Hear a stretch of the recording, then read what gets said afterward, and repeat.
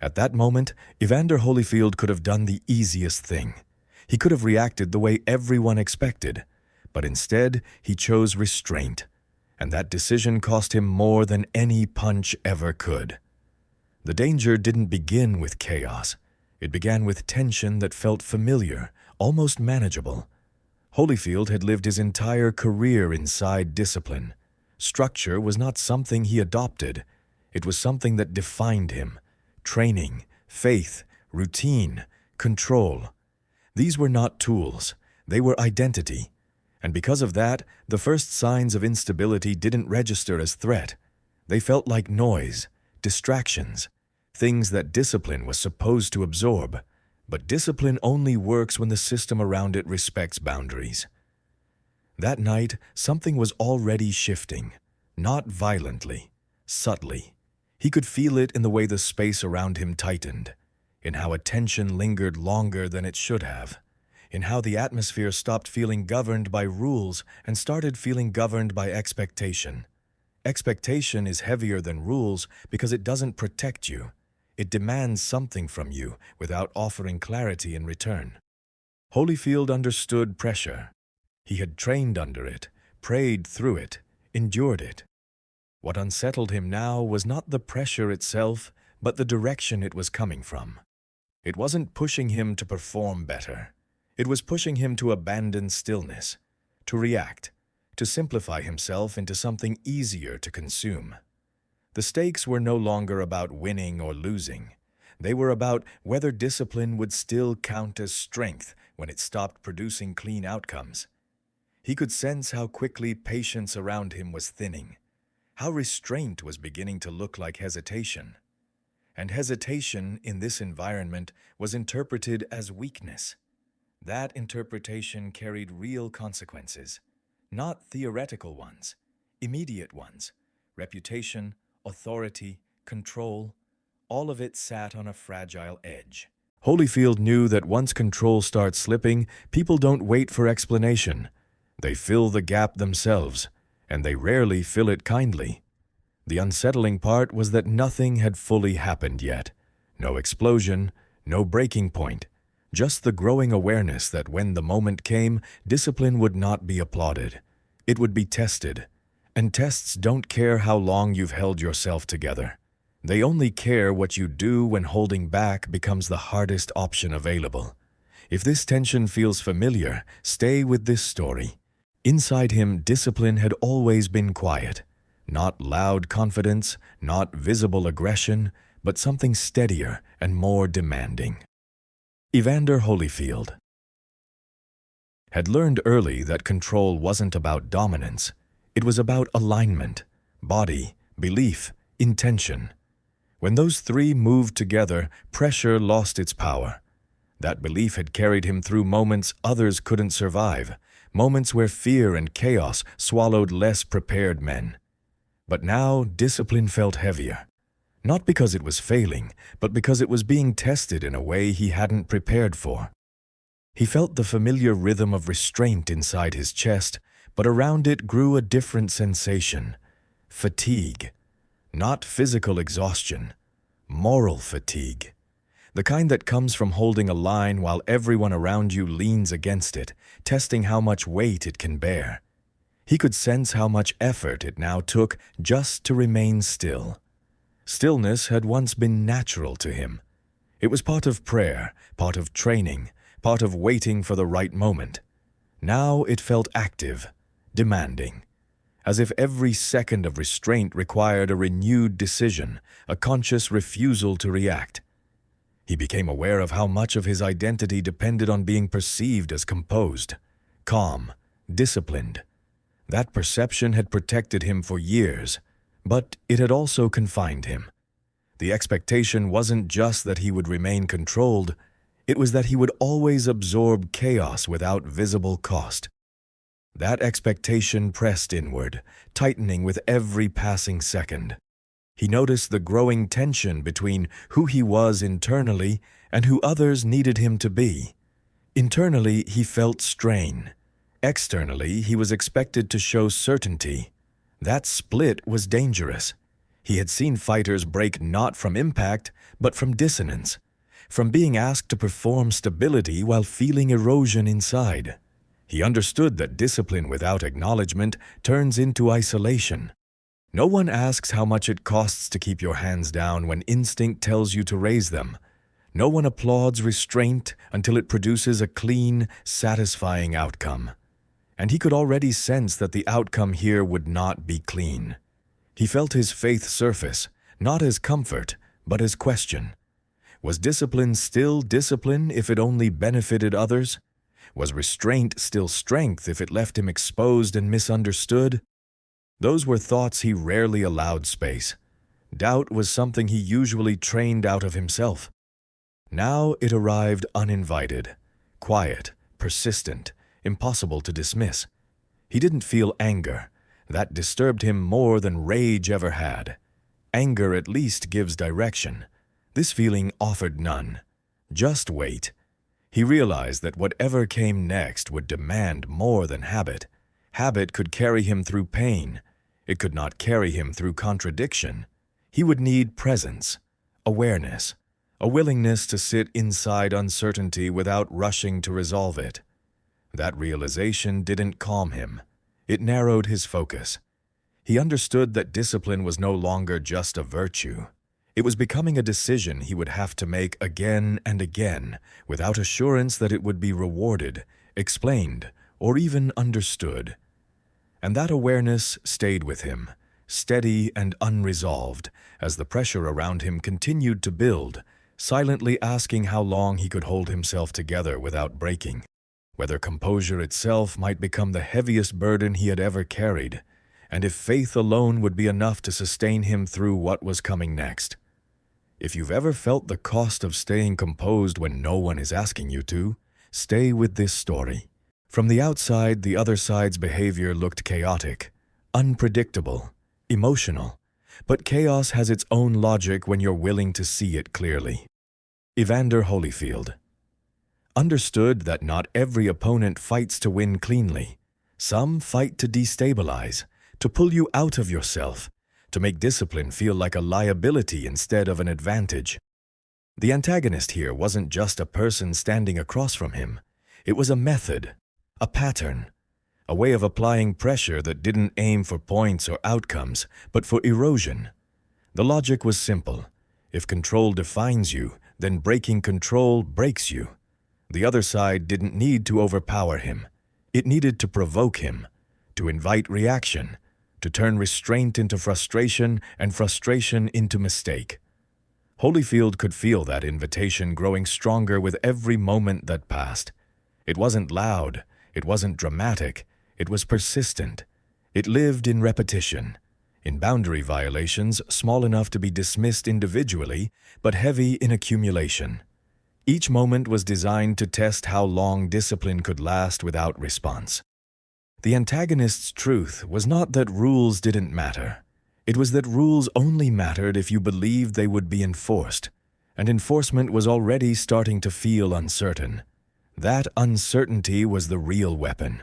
Holyfield recognized it because he had used versions of it himself earlier in his career, consciously or not.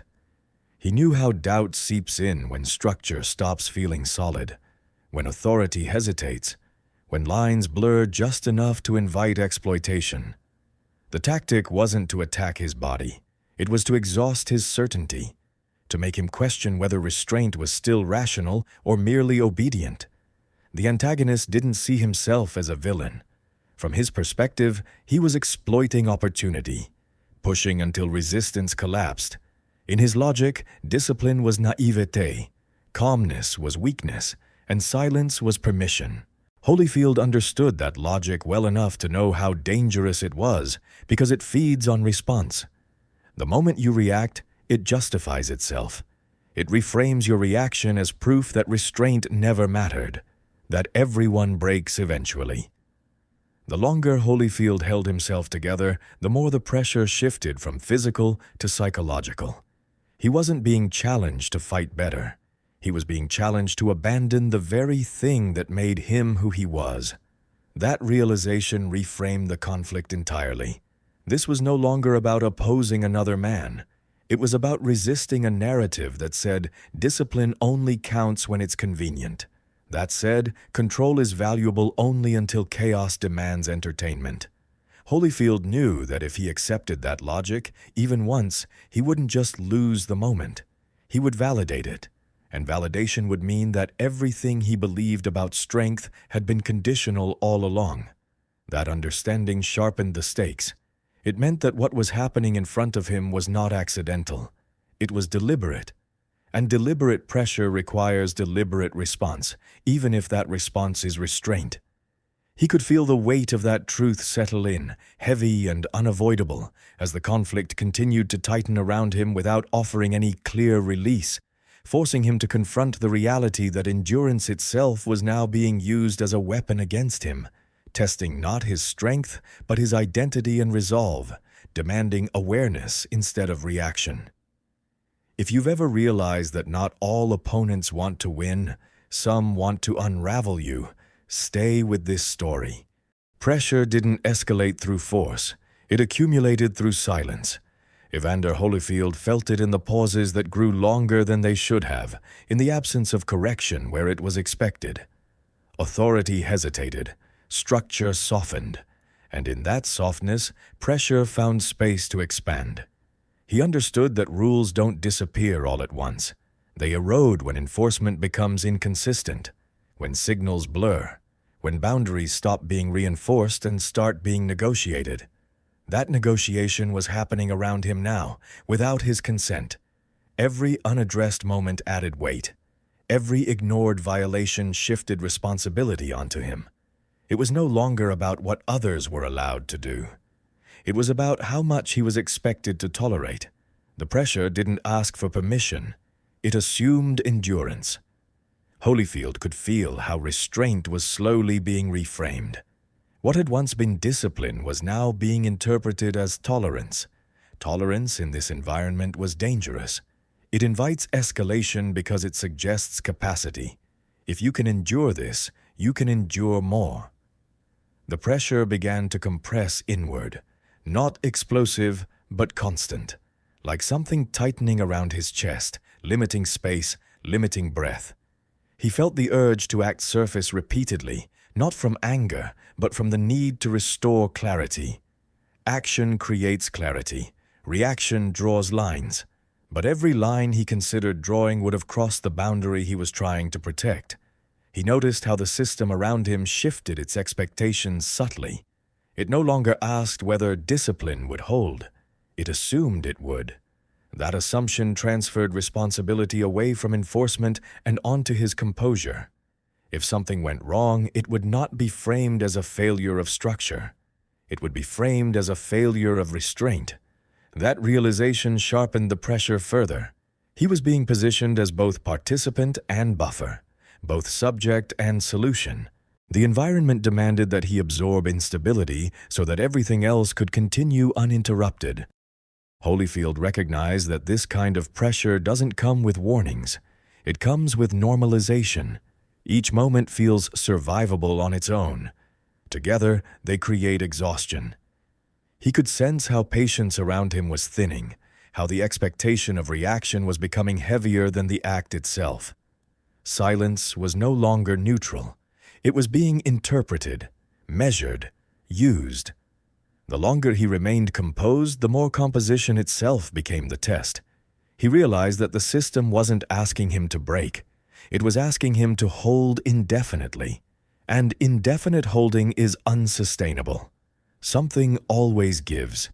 Either discipline turns into denial or restraint turns into collapse. The pressure was no longer about the antagonist alone. It was about an environment that quietly rewarded provocation and penalized control. Holyfield understood that the moment discipline stops being supported, it becomes a liability. And liabilities eventually get blamed. That awareness didn't push him toward action. It narrowed his options. He wasn't deciding how to respond anymore. He was deciding how much of himself he was willing to sacrifice to keep the structure intact.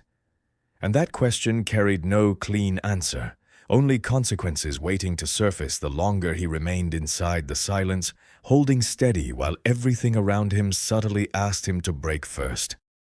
If you've ever felt pressure grow, not because you were wrong, but because you were expected to endure, stay with this story. There was no dramatic signal marking the point of no return. It arrived disguised as familiarity. Evander Holyfield felt it when the internal debate narrowed instead of escalated, not because he had found clarity, but because the range of acceptable outcomes had collapsed. What had once felt like a spectrum of choices was now a corridor, narrow, directional. He understood that inaction was no longer neutral.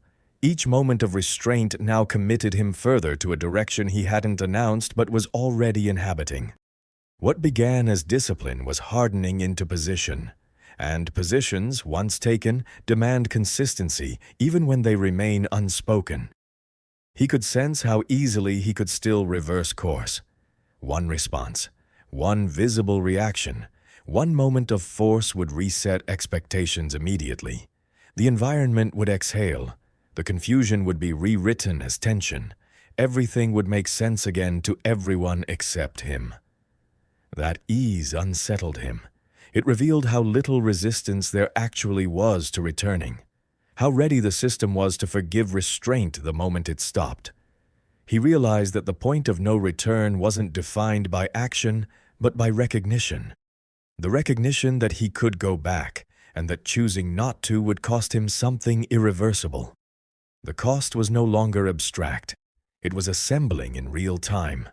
In the way reassurance disappeared without explanation, in the way familiarity became conditional, in how patience quietly turned into evaluation. The system doesn't threaten openly. It withdraws support quietly, and withdrawal creates urgency. He felt the old impulse rise again, not as anger, but as instinct. The instinct to prove, to reassert, to remove doubt by decisive action. That instinct had protected him before. It had given him clarity when the world demanded resolution. Now it felt exposed, less like wisdom, more like habit, and habits lose authority once they are seen clearly. He stood at the edge of repetition, aware that stepping back into it would feel like relief but function as erasure. The space he had created would close permanently. There would be no second pause, no later correction. This window existed only once, and windows don't warn you when they're about to shut. They simply do. He noticed how silence around him thickened, how expectation leaned forward, waiting for confirmation that everything would return to normal. Normal, he realized, was just another word for predictable, and predictability had always been the currency of control. Without it, people become uneasy.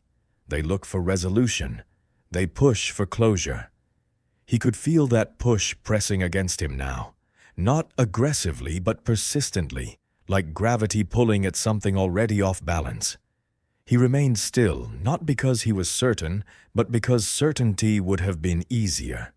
He remained still because moving without belief would have meant betrayal. Betrayal of the only honest moment he had allowed himself.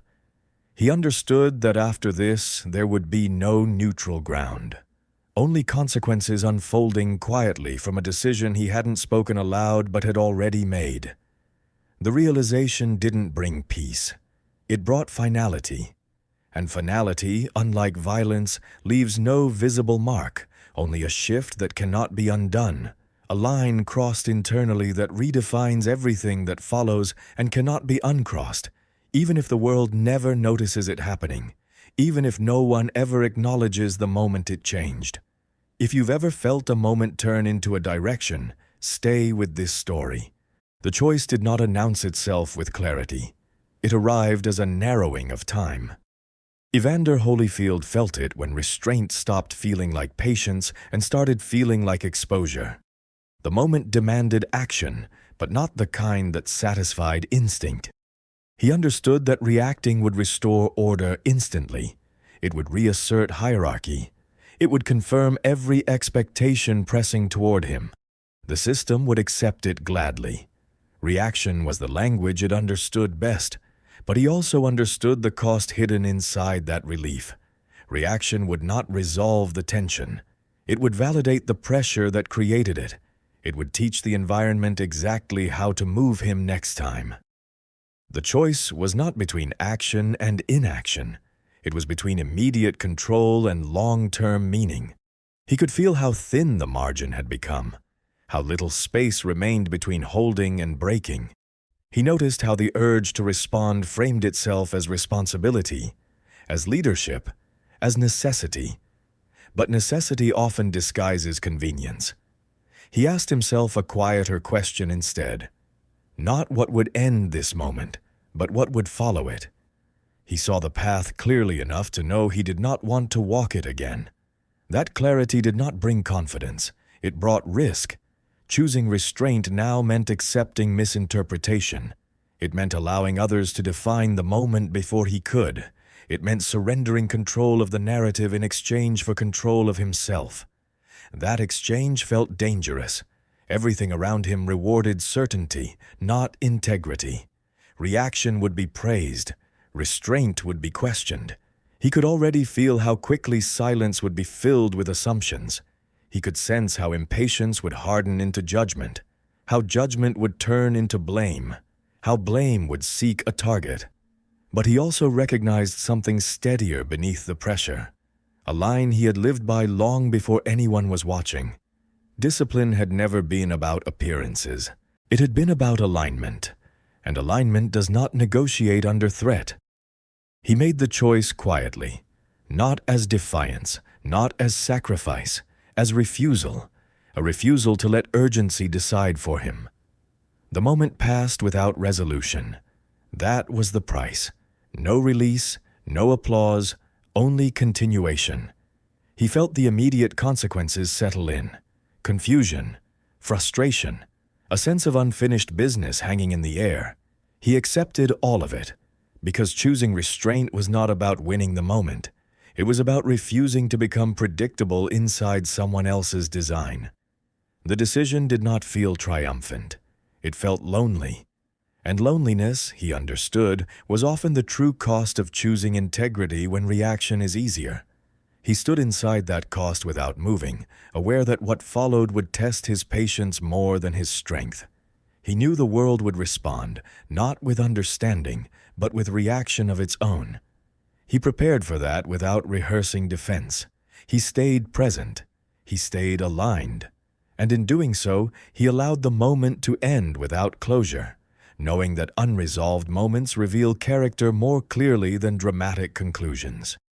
He understood that honesty chosen under pressure reshapes everything that follows, quietly and permanently, long after the noise fades, long after explanations are demanded, and long after the temptation to simplify returns, asking again who he is willing to become and what he is willing to lose without guarantees. If you've ever chosen the harder restraint when reaction promised relief, stay with this story. The reaction came quickly but not cleanly. It arrived fragmented, uneven, carrying more emotion than understanding. Evander Holyfield felt it before he fully saw it, in the shift of tone around him, in how certainty rushed in to replace complexity.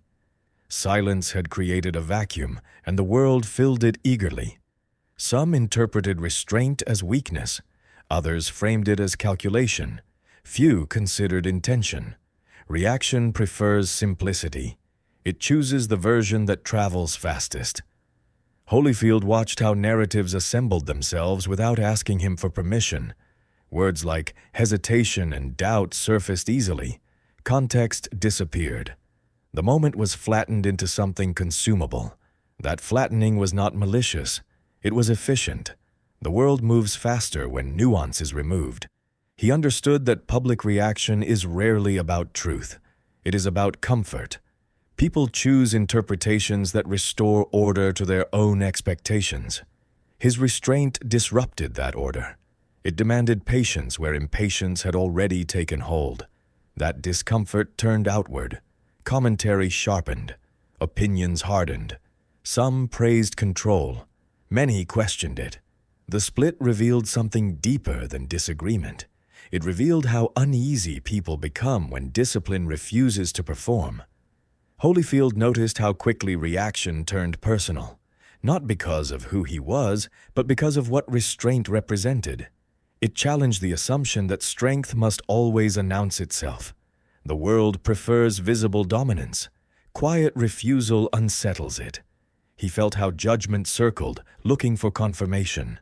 Each replay, each retelling, pulled the moment further from its origin. What had been internal became external property. He understood that once a moment leaves you, it no longer belongs to you. It belongs to interpretation. He accepted that loss without resentment. Resentment would have meant he was still negotiating. He wasn't. He also noticed something quieter beneath the noise, a different reaction, slower, less visible. People who didn't speak immediately, who watched without rushing to label. Their silence didn't trend, it didn't dominate, but it existed, and it mattered. The world reacts loudly, but meaning settles slowly. Holyfield recognized that he could not control which reaction would define the moment publicly. He could only control which one would define it privately. The pressure shifted again, not toward action, but toward explanation. He felt the expectation to justify himself, to clarify intent, to restore narrative balance. He resisted that too. Explanation often becomes defense. Defense reopens the door to validation. He chose to let the reaction pass through without chasing it. The cost of that choice was misunderstanding. The benefit was consistency. He remained aligned with the decision he had made when no one was watching. The world continued to talk. He continued to stand.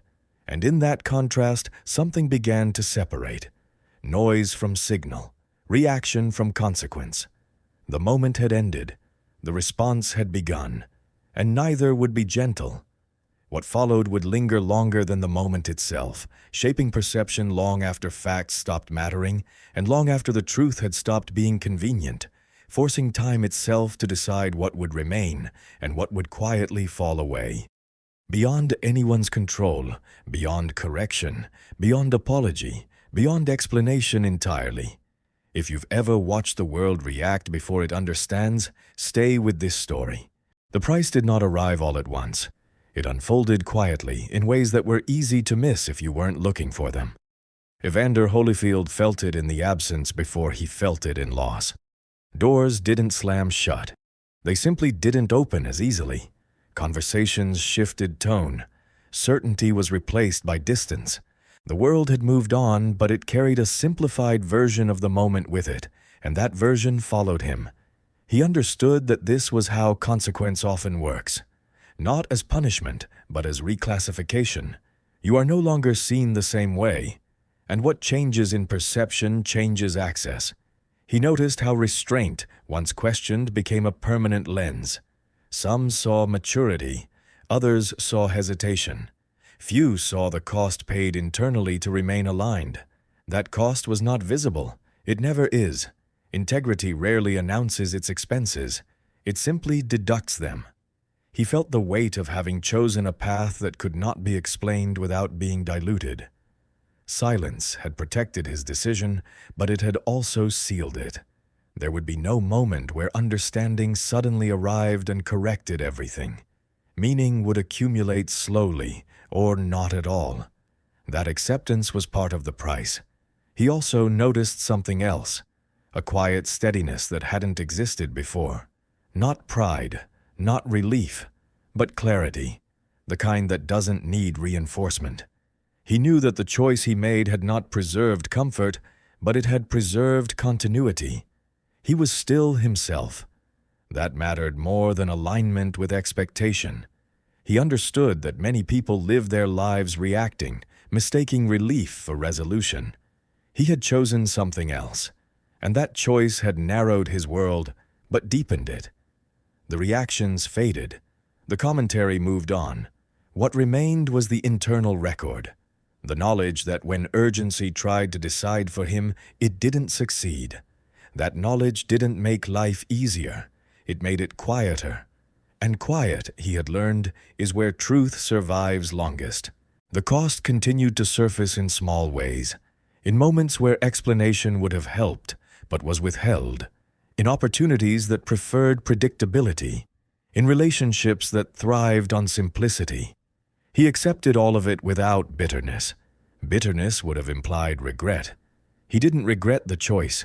He respected it. Respect doesn't erase loss. It gives it meaning.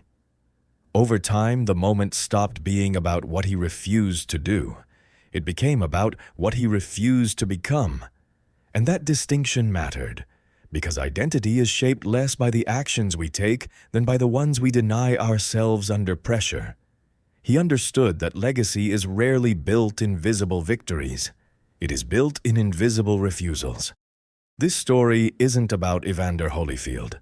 It's about us, about the moments where reaction promises relief and restraint demands sacrifice, about the quiet decisions that never trend, never resolve cleanly, but define who we are long after the noise fades, and whether we are willing to live with the cost of being consistent when inconsistency would have been rewarded, praised, and easily justified, leaving nothing behind but comfort and silence. These are the moments that follow us long after applause ends, long after judgment passes, and long after the world moves on, asking quietly who we chose to be. They are the moments we return to when no one else is watching, when honesty has no audience, and when the only measure that remains is whether we recognize ourselves. If this story stayed with you, let it. And if you want more stories about moments like this, stay here.